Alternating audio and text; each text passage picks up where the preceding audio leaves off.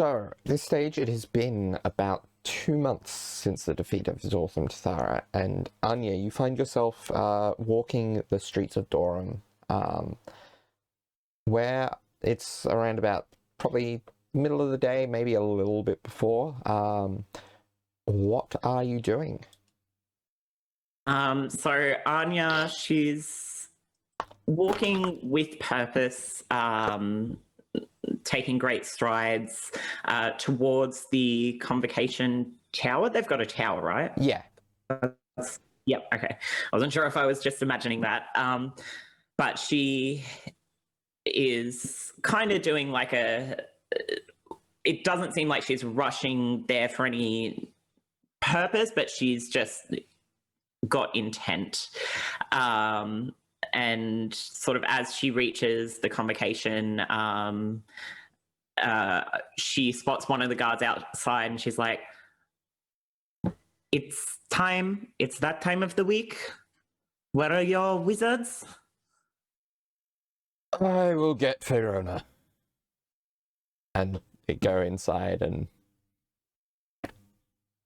yeah. And it's not long until, the familiar figure of Verona, Silverleaf, comes out and says, so you are ready to make your trip for the day? Yes, of course. And I don't want to hear again that I can just ask her to take me. You all owe us. You know this. I am aware. Good. And she prepares the teleportation circle on the ground, and you find yourself in Kharas. Perfect. So Anya, she sort of looks around and gets her bearings a little bit. Doesn't really matter how many times you do teleportation circle when you're not traditionally a magic person, and now you can suddenly feel the magic as it flows through you. She looks a little bit, not so much queasy, but just uneasy about it. And you because have, it's a very unfamiliar feeling. And you have noticed that, like, since the defeat of Zsothorum T'thara, you have been a little more... I don't know if it's necessarily sensitive, but definitely more aware of the sensation of magic coursing through you when it does. Yeah, and she kind of shakes herself off a little bit from the unfamiliar feeling, and then kind of gets her bearings, listens around to see where exactly she's been placed. Would she be on the streets, or would she have been teleported? Teleportation circle, you would have been teleported to the permanent circle in the Temple of Ineth. Perfect. Is there anyone around, or? Yeah, so there's the usual attendant who's like, good day to you. Pleasure to see you again. And it's good to see you. Are things doing better here? How's the rebuild going? As well as it can go. Good.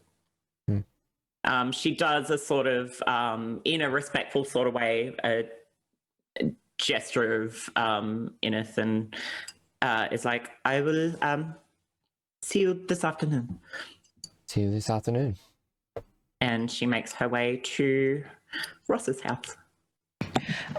Ross would have been like, probably, Ross's sense of time is pretty good, but the time zones thing, she's never fully sure when Anya's going to arrive. So she was probably like 3/4 of the way to the Temple of Ineth, and then runs into Anya walking the opposite way.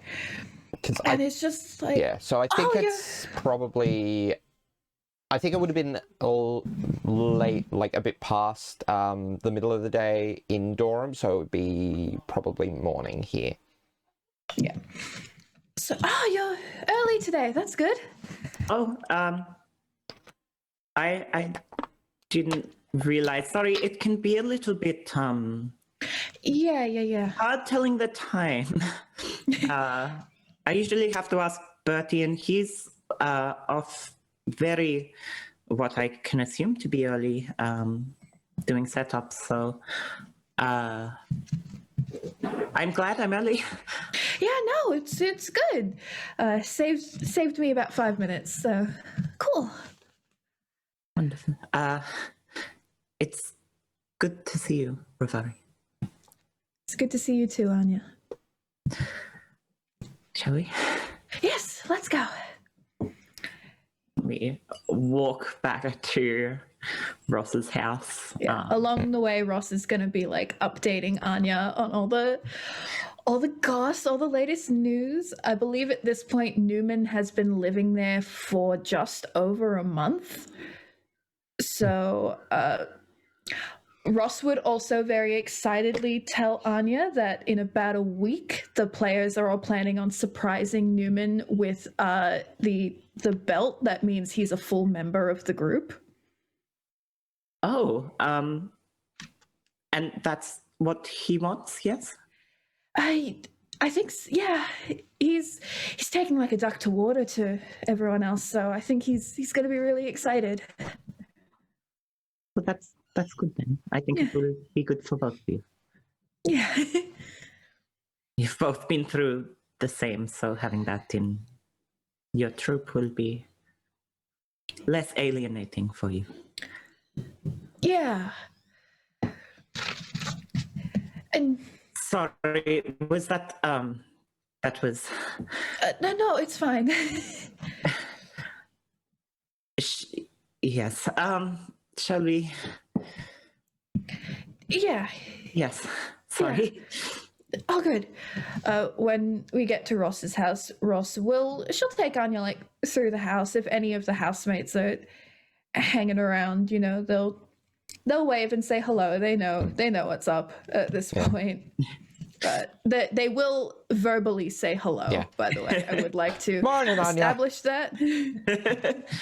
Good morning, Anya. Morning, Anya. Morning, Anya. Anya, like, she's a little bit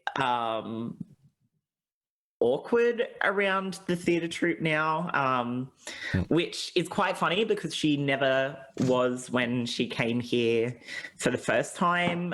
If anything, they were more awkward around her. Sorry for the coffee ASMR. But she is probably not so much wary, but just feels a little bit uncomfortable with socializing with them, but she still will be Anya polite, which isn't saying much, but she will nod, she'll acknowledge them. But yeah, Ross will take Anya through the house and then lead her into the giant the big backyard they have, which has like props and bits of set pieces, crash mats around the place. But there's a little kind of chalked out little area that I think Anya and Ross do a lot of their lessons in case they do anything with range, and it's kind of marked out the kind of where they can do the range to without it, getting complaints from the neighbors.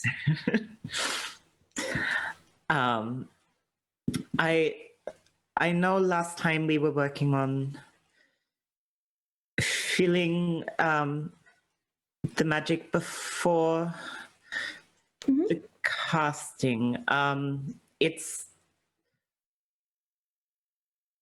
can definitely feel it a lot. I don't necessarily like it, but I know it's necessary. What did we want to work on today? Well, we can work a little bit on maybe ways to get you a bit more comfortable with that feeling, if that's what you want. But also I was thinking we could maybe walk through and feel that moment between the build-up and the casting, where feeling that the pressure release. Because that is, that can be a bit overwhelming if you're not used to it. especially, would Anya have a focus? Oh God, would she? Yeah, so Anya probably has a couple of things that she can use at no, This wasn't something we discussed. No. Do sorcerers have focuses? So sorcerers They can have focuses. I It's don't, just if not, she needs to carry components. Okay. This is so a little it bit would be of possible for flavoring Anya on to the have fly. a Darby, can her necklace with her contacts in it be her arcane focus? yeah. Cool. That's making me a little bit emotional. Yeah. Because I would say like the amount of like magic and costs that Neumann put into those, it's enough to suffice. Like, yeah, I think she puts a lot of sort of significance into like that amount of love that was put there and what a kind gift it was, and uses it not only as like a magical focus because she can feel the magic and the magical mechanics of the contact lenses herself, but also as a sort of grounding focus to remind her that she does have people there that have her back, that love her, etc. Yeah. So that is her focus. Okay.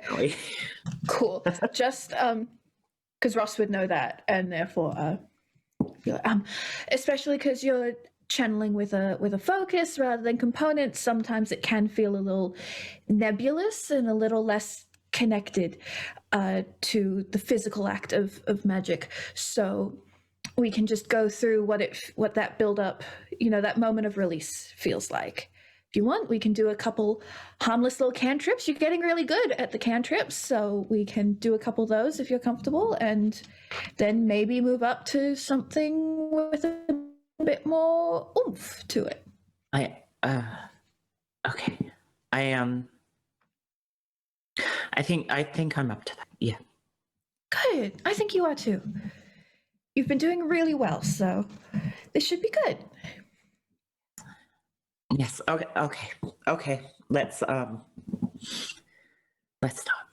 Yeah.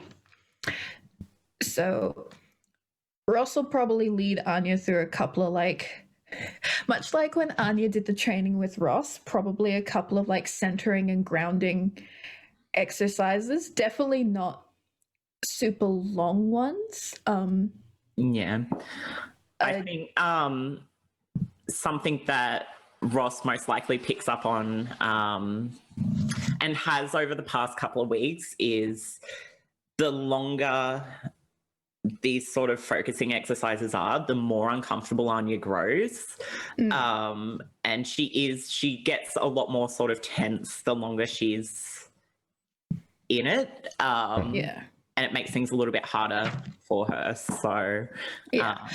Ross definitely tries to, one, make them as quick as possible, but also definitely tries to angle them in connection to the body rather than, being very nebulous. So she's trying to kind of work out. She's been spending these 2 months trying to work out what, because Anya is an archer and very athletic. Ross is trying to suit that to her and trying to make it work. But they'll probably do some very quick, just align your spine and center your breathing, all that kind of stuff. And then Ross will probably get Anya to use a cantrip of her choice to hold it. And we'll probably be doing the same thing at the same time with something like a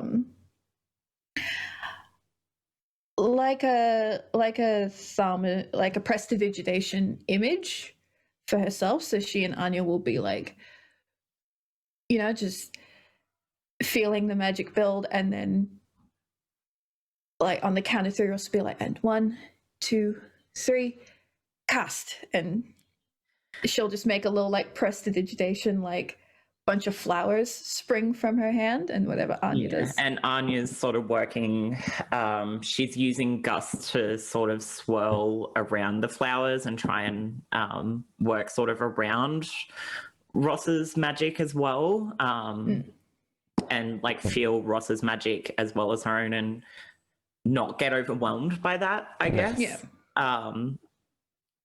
But there is this sort of wavering sense of it is all kind of weird because it starts off very strong, but then over time gets weaker and starts flickering, and it's like she's gradually getting worse the longer that she's doing it. Yeah. Okay, we can...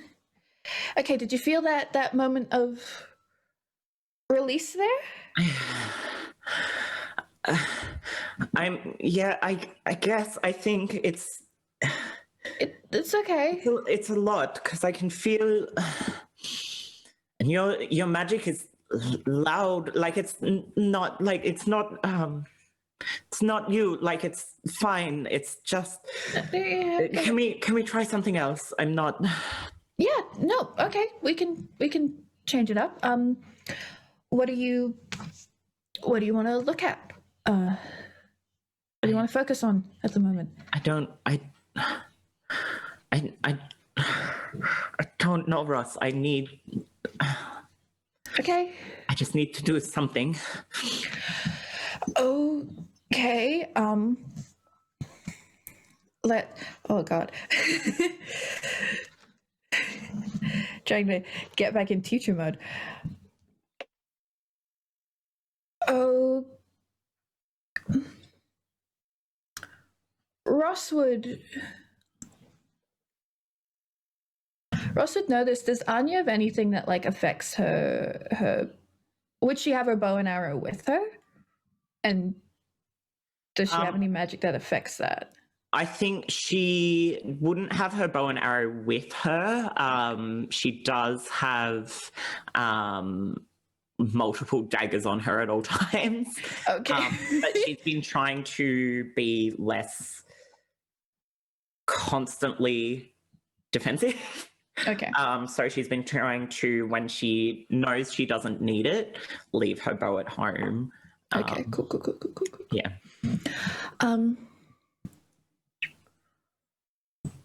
Well, okay, if this is getting a bit much, maybe we can just instead work on something that maybe requires a little bit of concentration and see if you can maintain energy throughout the length of something, because you have been having some, I've spotted a couple wavering moments, and that's not a bad thing, but it's something, if we want to address it, that's something we can look at. So just for your information, Zoe, the only cantrip she has that is concentration is True Strike. She also has a second level spell called Blur, and 2 third level spells, Flame Arrows and Slow. Okay. If you are willing to do something with a little more power, I know you have that one that makes you blurry. If you want, that's a really good visual of, if you're maintaining your energy. Only if you want. Otherwise, we can. Let's do it. Let's. And she starts doing the breathing exercises and trying to feel the magic like flowing through her, and just the way it sort of twinkles through her veins. And this is where she kind of starts to look a little bit nauseous. So if Ross is paying particular attention, it's like her comfort levels have now reached that point where she's just feeling a little bit sick from it. Okay. But she's closing her eyes and she's frowning a little bit. And it's like she's trying to push through it. Yeah. We can pause for a minute if you want. No, I have to. Well, you don't have to push through it. We can just have another. I know you're still getting used to it. We can just talk about it if you want. No, I have to. And she, apologies, I've got a little friend. Oh boy. The magic bursts out of her as she casts this really chaotic blur, and she looks. It looks really strange. So the blur sort of distorts her face a little bit. It's almost like her own sort of impressions of herself are bleeding into the blur.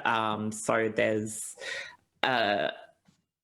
it's probably really wrong to look at and might be a little bit disturbing for Ross, where there is like an element of body horror. Her face becomes quite mangled, and the twitching and buzzing of the blur kind of looks like she's bleeding out. Anya? I can't. Anya, Ross is going to dispel magic. Okay, and it just works because blur is a second level spell. Anya, she screams out, and from where her hair is tied up in a bun, she grabs one of her daggers, and it's probably quite alarming for Ross at first. But pretty much as soon as she's pulled the dagger, she spins around and she throws it at a wall at the house. And she's just breathing very heavily.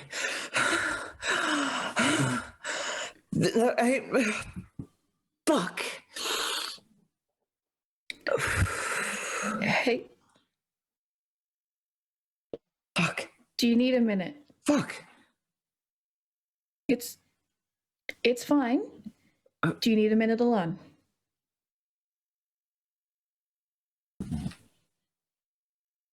Fuck.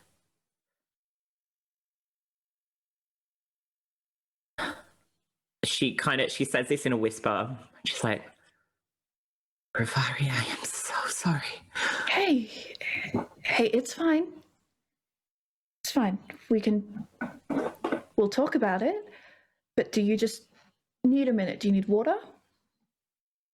Anything like that?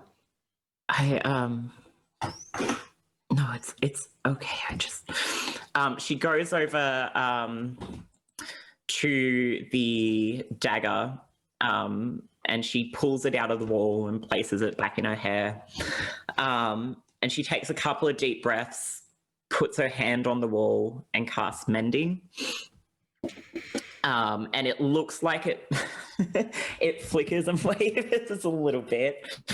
But it ultimately does heal the wall, and there's a shimmering of this sort of silvery magic that twinkles around it for a little bit before it fades away.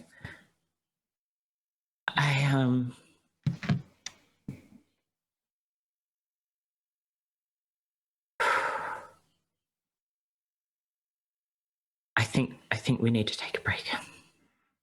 That's all good. Do you want me to grab some chairs? Anything? Can we walk? Yeah. Yeah, absolutely. And Ross will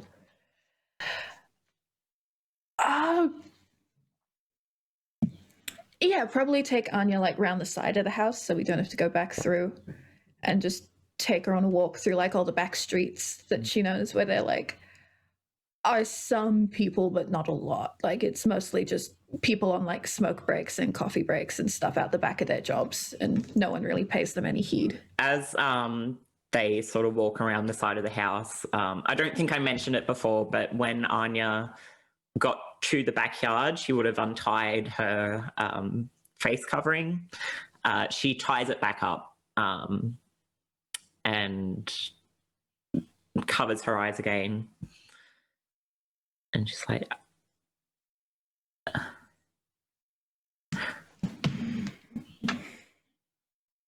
I'm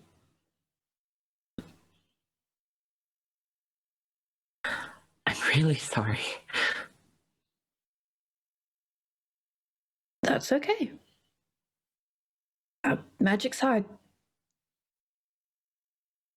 It's easy to get overwhelmed. Thank you for apologizing, but know that I take no offense. Rovari, you've been really helpful through this. You know that, right? I've been trying. I don't know if this is working. And I don't mean... I'm definitely getting stronger in my magic. Like, that's...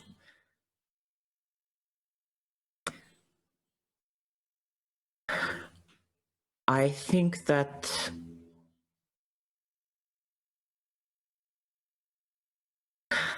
magic makes me uncomfortable in ways that I didn't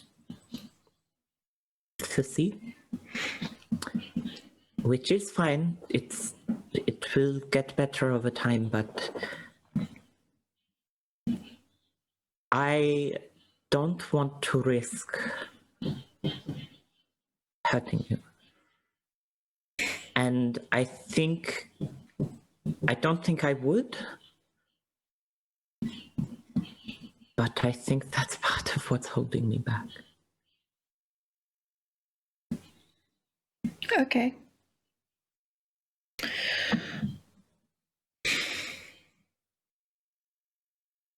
I get it. It's... You know, I can... Either of us can be as good a teacher as we like. It's hard to teach something or someone you're not used to. Anya, she laughs a little bit at that and she's like, I think it's the opposite problem. I just mean... No, I mean, you are a good teacher, Rovari, you are, but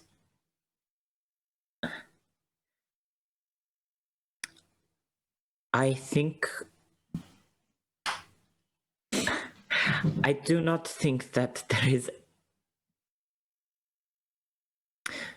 When one of us teaches and one of us is student, it just doesn't seem to work. Yeah, Too much there. Yeah. Not in a... I know we've talked a little about this, but it's not... Please believe me when I say it's not me seeing you as Bryn. It's not. I know now. Yep. I think the problem is I see you as you, not as a teacher. And when I'm worrying about hurting my friend, when my magic feels out of control, it takes my focus away from the lesson. Yeah, yeah. And I know we've talked about it a bit, but I guess my issue is always the opposite problem in that I couldn't not see you as a teacher, even though you were my friend.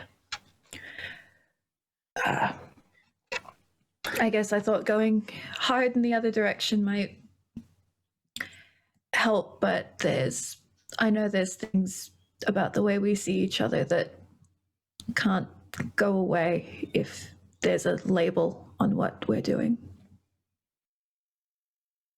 Anya reaches out and she takes Rovari's hand and squeezes it a little, and she's like, maybe we can just spend time together as friends instead. And if I would like that. If magic happens, it happens, but it will just be a fun thing we do as friends rather than something either of us put pressure on. And if we decide that physical training is something we want to do as friends, we can do that, but maybe the focus should be on spending time together rather than learning from each other. I think that will be a better way for both of us. I think you're very right. And I think if there's one thing I'm very good at, it's making magic fun. So hopefully, if there's a bit less pressure and a bit less expectation, and we can just be friends, maybe that's the best thing we can do. Good. Yeah. I think it will be good for you too. I know I'm not looking, but I still see things.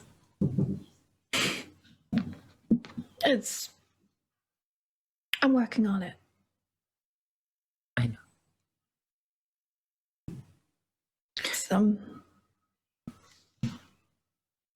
But it's fine. We don't have to talk about it, Rovari, but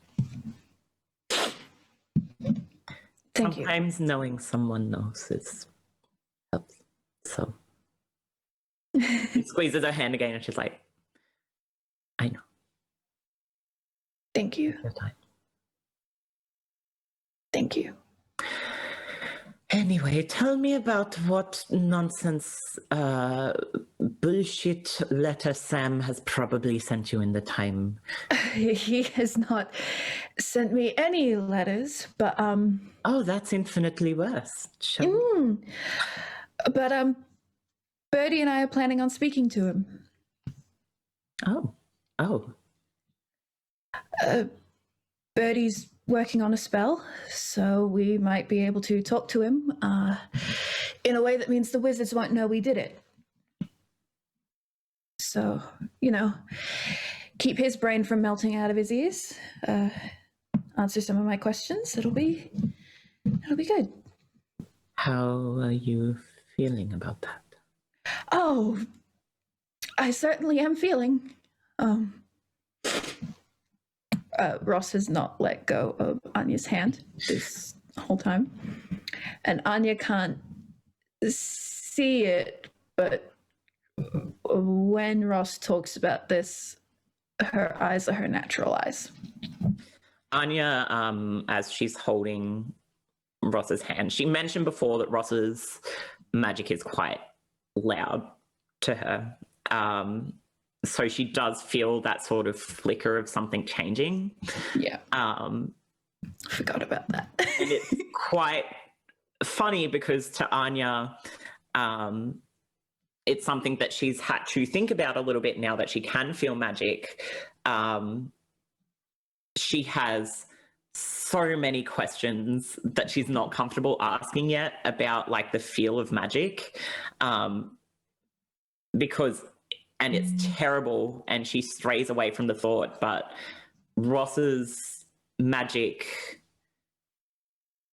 feels like music, feels like loud music.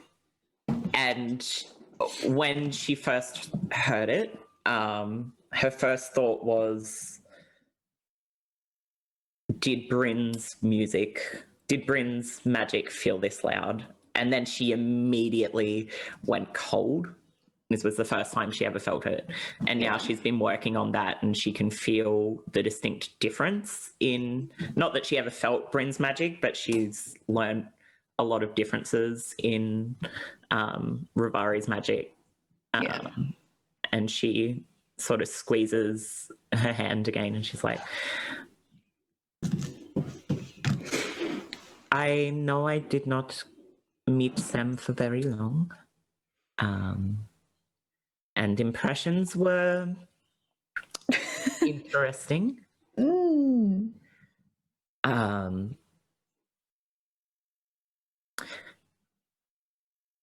If he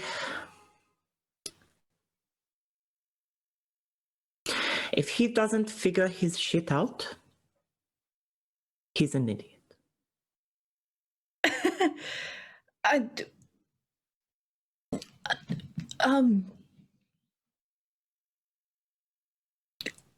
I mean, he's got a lot of shit to figure out. There's kind of the whole that doesn't spice. matter, because it's for you. And if he doesn't figure his shit out for you, then he's an idiot. She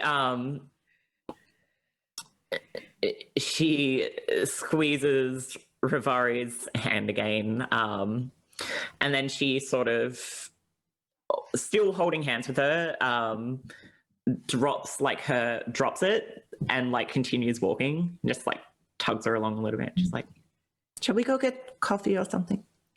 Yeah, coffee. Coffee is good. Oh, have I taken you to that place on the one with the pastries and stuff? Newman was mentioning it last time he was at 30s. Yeah. But there was like a milk fountain. I don't necessarily like the idea of that, but pastries and coffee. Yeah. Very excited about milk fountain. I adore Newman. Some of he gets interested about very fascinating things. Yeah, but they also do some really nice fantasy ice cream. They do some really nice ice cream's a thing. Okay, they do some really nice ice cream that's like honey lavender flavor. Oh, have you taken Bertie here? No, not yet. He's been so busy with the house, and everything else. But I'm thinking. Do you have any like ice spells? No. But I do. Yes. Oh, I do. I can keep it cold. Oh. I will take some back for him. He will like it. Yes. Oh, that'd be so good. I think. Yeah. Awesome. Let's do that. Oh, he'll love it. And yeah, then Ross will chatter. They chatter away and they go to. I will say at one point. Ice cream parlor. Yeah, at one point, when Ross feels like Anya is maybe a bit more comfortable with the situation, Ross will probably make a joke like, "No, she won't." No, say it, and I'll tell you how she would vibe with it. She'd probably just be like, "So how many daggers are in your hair?" Oh, she's 100% comfortable with that. She's like, okay. I think, I mean, I have a lot of hair. You 7. 7? How big are they? Oh, some varying sizes. Some are smaller. Your hair's looking only very takes nice. a small blade to do the trick. It just depends on your need. You can kill a man with a needle, like it's. Oh yeah, no, I've You've killed a man with a needle? No, I did. Mission did go wrong once. Did kill a man at a gala with an ice pick. Oh, good job. Yeah.